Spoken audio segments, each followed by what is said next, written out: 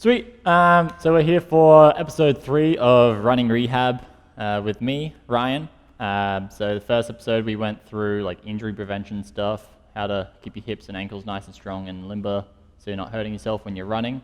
Episode 2 was just how a quick warm up and cool down for running as well, so you're actually ready for each run and you're ready for the next day as well. This episode we're going to be focusing on running gait. So gait is just like the process of each step and stride and what happens at each step. So we'll go do a quick little rundown, little crash course on gait analysis, and then we'll get into some injuries that people had questions about and what to do for them and what's happening with those injuries. So we'll get into it. First up is gait analysis. Cool, so gait analysis, it can be a bit of a tricky thing. A lot of people don't know what gait even is. Seems like Kerry had a pretty good idea. He sent in a pretty sweet photo of a gait. But for those that don't know, it's just the breakdown of each step. So we'll go through a quick rundown. It's not going to be too in-depth or anything, just because it is very, very complicated. And it is hard to break everything down. But it is really, really important purely because it's the amount of reps that you do on each run. Like if in a 10K run, I would take around 10,000 steps. So each of my strides is maybe just under a meter. So that's 10,000 steps in a 10K run.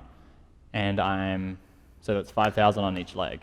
If I was going to do 5,000 lunges, I'd want pretty good form. But for some reason, it's, people don't really think about it too much when they run. But it is a lot of repetition. So you do want to make sure that you're doing it pretty well. So a quick rundown of the terminology used in gait. So you have your initial contact or your foot strike. So you can land on your heel, so heel striking. Then you've got midfoot, so you're landing on the ball of your foot. And then you have forefoot, so you're landing on the ball and the toes of the foot a bit more. It doesn't matter too much if you're any one of those options. The main thing is that you're landing underneath your body. If you're heel striking out here, you're seeing a lot of force up into the knee and then into the hip, so your joints are taking a lot more of the load. Landing underneath the body in a midfoot or a heel strike, all the musculature and the tendons, all the connective tissue take on a lot more of the load and spare the joints. So really important we're landing underneath our feet. So the next stage from that initial contact is the mid stance. So your hip is going to start extending back, your knee is going to start extending as well, and our foot is going to start plantar flexing. So it's going to be pushing up off the ground. So we're going to be coming through, and then we're going to come into heel off. So our heel is going to start coming off the ground. At this stage, my leg is actually behind me, so I'm in hip extension. My knee is going to extend further, and my big toe is going to start extending as well. The next stage is actually toe off, so I'm going to be bringing that foot off the ground. And in this stage, this leg's not on the ground either. So I'm actually floating in floating in the air. And at this stage, I'm going to start flexing this hip. I'm going to flex the knee as well. That's why you see sprinters like almost kicking their butts. So I got terrible balance. So they're going to be like this. This foot will dorsiflex. So when I bring it through, it clears the ground. If I'm like this, it's going to run it across the ground. So that is basically your gait. From that swing, you're going to start another initial contact. So super basic rundown of what's happening at each stage. Now we'll just get into like compensations, things that people adapt and start changing in their gait, which they do 5,000 times. So we'll get into that now. Swing. Cool. So onto compensations. There are like a whole bunch that we could cover, but the ones I've chosen to talk about are just ones that relate to the questions that we had come in. And we'll just try and get in as much information of what's happening with the compensation and how to, just a few general ways that you can start fixing it. It's going to be, you could be compensating in one way, and there can be a lot of different causes for it. So I'm just going to try and give like the best general advice I can. With a lot of them, sometimes you need to cop it and just go see someone and figure out what exactly is happening, but hopefully we can help you out today. So the first one we're going to talk about is overpronation of the ankle. Sweet. Compensation number 1, we're going to address Andrea's question about her foot landing, like pointing out and rolling in. So that roll in is actually overpronation. So what is overpronation? So when we land on our foot will pronate just by itself, and it's pretty natural. The only problem is when we land and we fall in. So that's overpronation due to either a weak foot or maybe a bit of a compensation in the hip as well, so maybe a weak hip. But the issue here is that it's actually putting a lot of stress at the ankle. It's bringing my knee in, so it's bringing my knee in, which is also lengthening my IT band and moving my hip in a different position as well. So overpronation, definitely something to focus on. We'll focus on all the exercises and stuff at the end as well. So we'll move on to number 2. And number 2 is Valgum. So compensation number 2, it's a bit of a weird one. It's Valgum of the knee, so when the knee comes in. It's a bit of a weird one because it's generally not happening by itself. The knee is a pretty stable joint, so it's more of a compensation due to that overpronation or something going on with the hip. So the knees dropping in, it can just be your anatomy. So some people have knock knees and that's just the angle of their hips. But if it's due to a biomechanical thing, like that overpronation, then it's actually coming from the ankle. So this is more of a symptom than an actual compensation, but I did just want to bring it up because it can be a bit of people sort of know that they run with their knees in. It's a pretty obvious one to find. So if you do run with your knees in, check your hips, check your ankles. Cool. Compensation number 3, we have an excessive pelvic drop. So when I land on my foot and this one's off the ground, I don't actually have the strength to maintain this stance, and my hip will fall in to the side. So these are my hips, so I'm falling in like that. So this is actually, if you see this leg has to fall in. So again, I'm lengthening that IT band, and I'm getting that internal rotation of the hip. And when that happens, I also get a bit more pronation of the ankle here as well. So excessive hip drop, we really want to focus on that hip being stronger to be able to maintain that phase. You can even test it pretty easily yourself just by standing on 2 feet and taking one leg off, and how easy is it to hold that position. If you bring a foot off and you drop that hip a little bit, then just by standing here, if you go on like a 10K run, that's probably going to be even more exacerbated because this hip has been working for 40, 50, 60 minutes, even longer. And so it's probably pretty tired, so that hip drop, even though it might be pretty mild now, it's probably pretty excessive by that 70-minute mark. So excessive pelvic drop, work on that. Number 4, we have an excessive pelvic tilt. So this is my pelvis here. We have posterior tilt, anterior tilt. So if I'm anteriorly tilted, it means I've got a fairly weak core, and it's also putting my lumbar into extension, but it's also affecting my hip. If I'm internally rotated, my hip will actually internally rotate as well. So sorry, if I'm anteriorly rotated, that knee, those hip knees are going to come in a little bit. So again, it's going to lengthen that IT band. I'm going to get those knees coming in, and it's also going to affect my pronation here. So you really want to make sure you've got nice posteriorly tilted hips, but not excessively so, but you're not just falling in like that. Cool. So number 6, no wait, the other one was 5. No, this is number 5. Station number 5 for real. Melissa had a question about not being a baby giraffe when she comes back for climbing, so like upper body strength. This isn't really for climbing, but it does actually matter for running. So having a nice strong upper body is really important, so we're not hunching over and shortening that, decreasing that space in the lungs. So we're able to stay upright, lots of space to get lots of oxygen, and we're able to get that nice solid arm swing. So our arms aren't coming in, and we're not rotating excessively with the thoracic. So if our shoulders aren't very mobile and we need that arm swing, we might access that with our thoracic spine rotating more. And if this is really stiff, then our lumbar will have to compensate and like increase that rotation, which we don't want either. So we'll address those exercises in a little bit. Cool, so that was some of the compensations that you might see when you run. Next up, we've just got like, four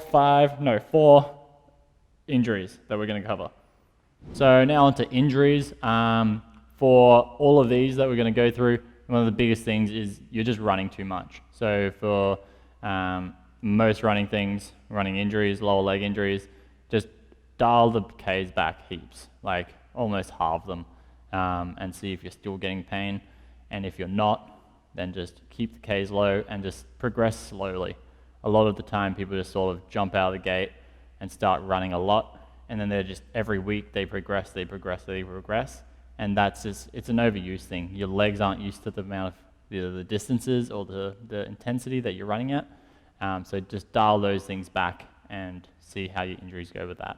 It's like climbing. You're not going to climb 7 days a week as a new climber. You're just going to get injured. It's the same thing with running. So first one, we got shin splints. We had two people, I think it was Andrea and Molly, asking about shin splints. So shin splints, you might get pain at the front of the tibia, just on the outside. So just through that meaty bit of the calf, you might be getting pain through there, or even on the inside of the tibia, but then deep. So if you get in behind the tibia on the inside, you might be getting a bit of pain in through there. So shin splints can just be like a bit of a tendinopathy pain, so a bit of muscle pain from some of those muscles just being overworked, not being strong enough to hold the force that they're getting put under. And so the tendons or the muscles themselves get irritated, and the pain is from that. Otherwise, those muscles are actually pulling on the tibia itself, and that excessive pull over and over and over, that overuse, that it's not used to that amount of activity, it's actually irritating the tibia itself. So that's why it's like a bit of a stress, it's almost a stress fracture on the tibia, but it can lead to that anyway. So another thing to think about as well is like what's happening at the ankle. A big thing for shin splints, so weak muscles in the back of the calf, but also that overpronation that we talked about before. That overpronation is putting a lot of stress on those muscles and the tibia and just lengthening them more than they need to be.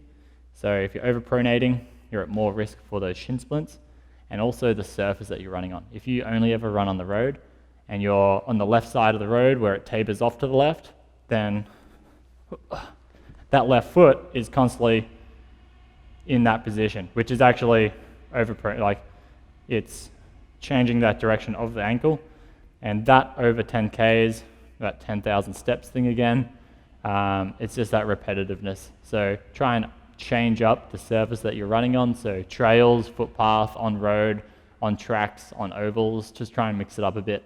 It's that repetitiveness that gets you. So, cool. Injury number 2 is lateral knee pain. So pain on the outside. You might actually know this as like iliotibial band syndrome. So it's that band that comes up and attaches up into the hip. So it attaches to the bottom of the femur, so bottom of this bone right here, and it attaches across the joint onto the tibia, and it even attaches onto the patella. So the main thing is when we land and that foot comes in, then this whole structure is actually on more stretch. So when that happens 5,000 times, that's actually irritating it a lot more, and you'll start developing a bit of pain in through here. Once that happens, that can get inflamed, and so you might actually feel like a flicking or anything. It can get pretty intense as well. It's a very, very uncommon injury, but it is just a weakness in the hip, but it can also be coming from that ankle as well. Like I said before, that overpronation puts us in this position, and so that happening over and over again is actually lengthening it and causing irritation. Otherwise, we're too weak to support ourselves on the hip, and so we fall in, and again, lengthening that IT band. So really focusing on hip strength and addressing any issues at the ankle. Cool. Injury number 3, we had from Amy asking about pain at the top of the thigh, so at the back of the thigh as well. So that can be that common hamstrings tendon or the sciatic nerve. So sciatic comes out of the lumbar, shoots through the glute, and comes down the back of the thigh. So it can be a tendinopathy of that hamstrings tendon. Otherwise, that sciatic nerve can get irritated at that side as well. So hamstrings does take a lot of load. Like on each step, it has to activate to support the leg. So it contracts along with the quad to support the leg, and it's also pulling the leg through as well. So hamstrings takes a lot of stress as we run, and also when it kicks up. So hamstrings need to be nice and strong, and if they're not, they're going to start developing a bit of tendinopathy or a bit of soreness there.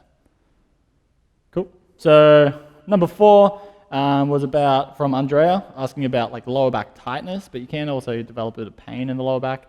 It can be coming from that lower body, so anything from the ankles overpronating, the hips not being able to stabilize, that can all put extra pressure on the lumbar, but also anything through the upper body, so the thoracic or the shoulders not being mobile enough, will put a bit more pressure on the lumbar as well. So all of those things you want to be looking at. Core strength, the strength of the actual lumbar muscles themselves, and how you're breathing. If you're not able to like breathe nice and strong with your diaphragm and you're chest breathing the whole time, you're losing a lot of pressure and a lot of stability through the core and the lumbar. So all of these things we want to really focus on. So that was lower back tightness. Next up, we're just going to get into all the exercises and rehab things that I use for these injuries. So that's up now. Cool. So injuries, all you need, maybe a weight of any kind. If you have a dumbbell, that's sweet. If you have a big bag of rice, that's sweet as well. A stick, if it's a broom or a rake or whatever, that's fine as well. A shirt or a towel or a piece of paper, whatever. Cool. So the first one, we're going to get into short foot drills. So short foot, we're just trying to take the ball of the foot and we're trying to drag it towards the heel. So it's a very, very small movement. So you want to put your foot on a towel or a shirt, just so when you pull in, you actually see that movement, and you're just going to drag it towards you. So my toes are staying on the ground. I'm not curling them. Toes are nice and straight. I'm just drawing this in towards the heel.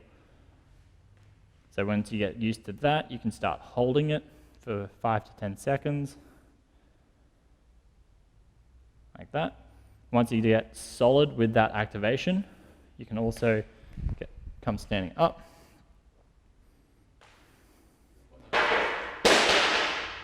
This is the same one. So another progression for those short foot. So you'll activate, so you get that short foot nice and active.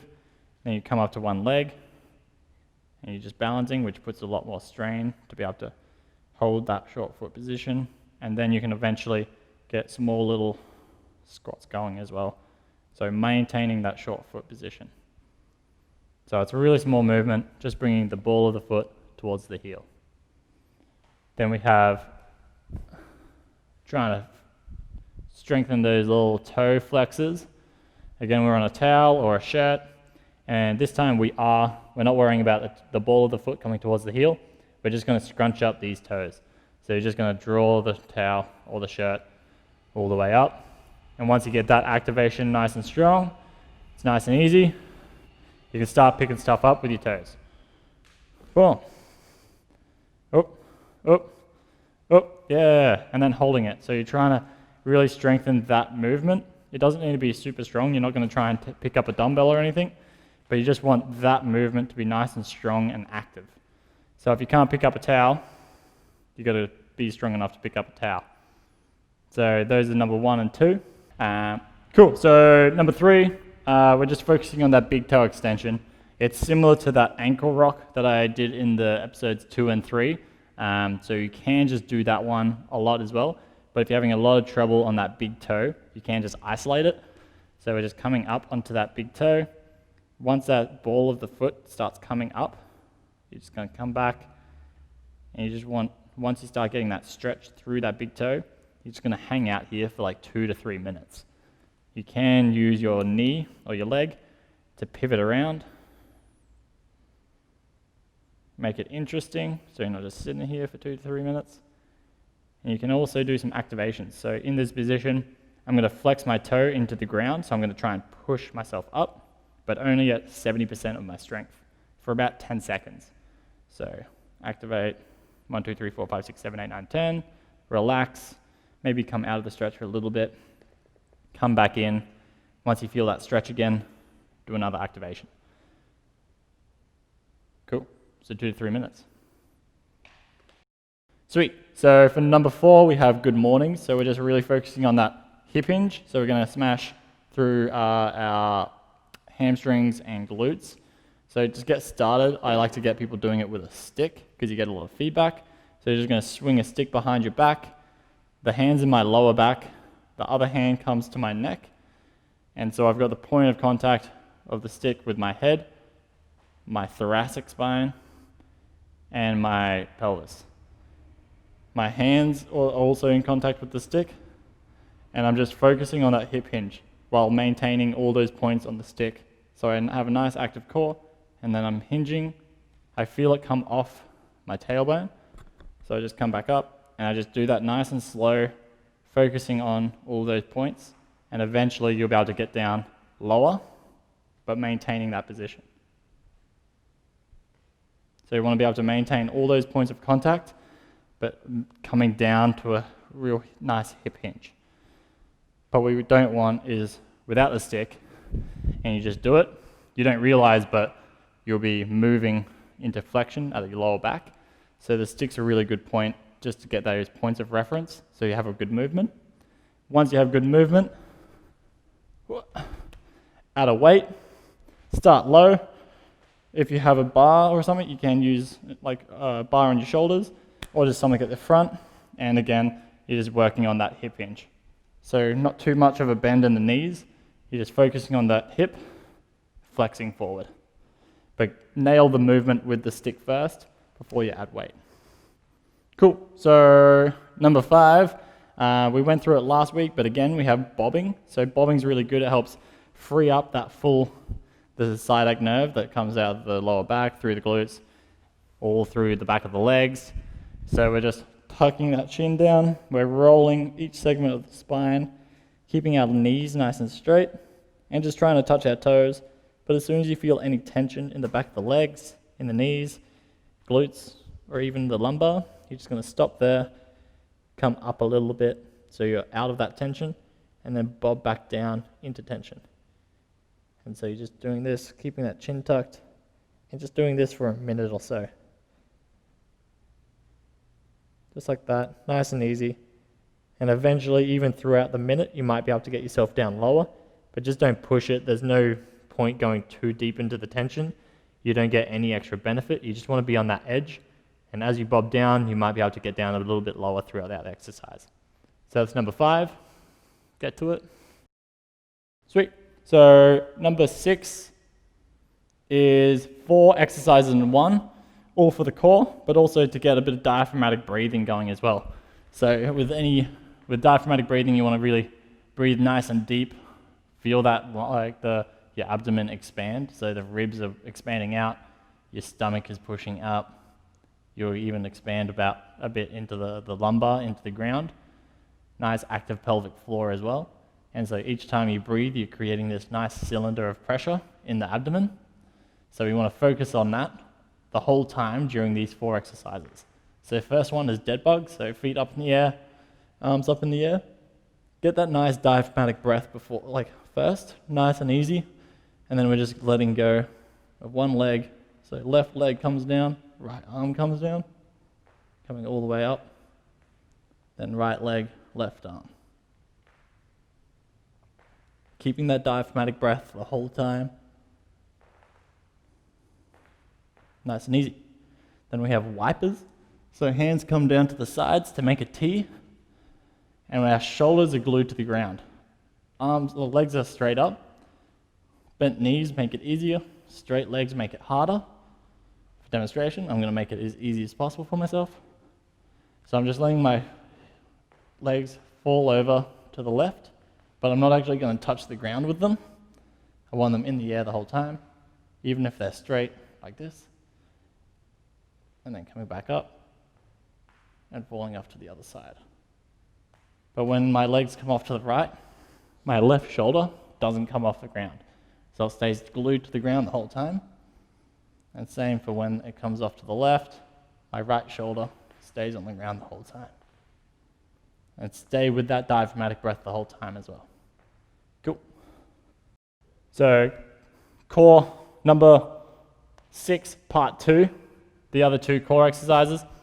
You're going to come up to a plank, hold that nice diaphragmatic breath. Well, don't hold it, but like maintain that diaphragmatic breathing pattern. And then we're just going to extend one leg back and come back down. So you're extending that hip, but you're holding a plank the whole time. And core thing number 4, lying on your stomach, point your toes, press your heels together, and lift up your legs using your glutes. And then we're going to be retracting our shoulders and looking straight at the ground. You're just holding this position and just breathing through. And if you get nice and strong here, throw in an arm movement as well. Cool. So number 4 done. So number 7, we have something for the upper body. So it's a bit hard to do back work at home unless you have a pull-up bar or you're able to do rows or something. But I do like just doing the simple old push-up, but with you're pulling your shoulder blades back and maintaining that position the whole time. So I come down, shoulders are back, and I push up, but I keep my shoulders back.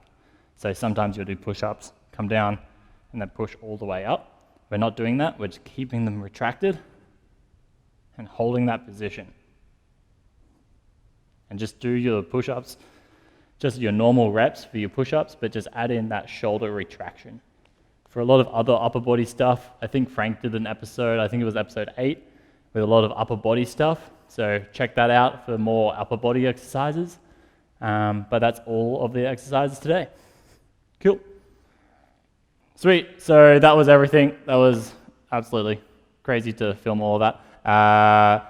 Thanks for everyone that actually chimed in and had questions. That was really helpful. If anyone has any more questions, or if I just didn't explain something very clearly, hit us up in the comments and I'll try and get back to you either in the comments or maybe even in a future video. So yeah, thanks for all that. See you soon.